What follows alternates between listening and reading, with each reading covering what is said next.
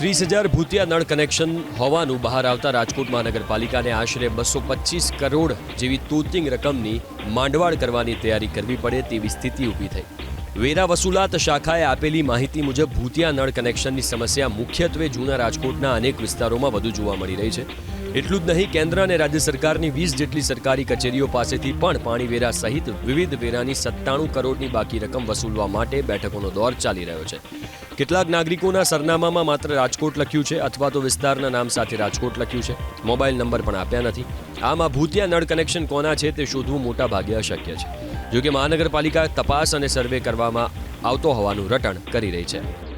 30,000 ભૂતિયા નળ કનેક્શન હોવાનું બહાર આવતા રાજકોટ મહાનગરપાલિકાને આશરે 225 કરોડ જેવી તોતિંગ રકમની માંડવાળ કરવાની તૈયારી કરવી પડે તેવી સ્થિતિ ઊભી થઈ. વેરા વસૂલાત શાખાએ આપેલી માહિતી મુજબ ભૂતિયા નળ કનેક્શનની સમસ્યા મુખ્યત્વે જૂના રાજકોટના અનેક વિસ્તારોમાં વધુ જોવા મળી રહી છે.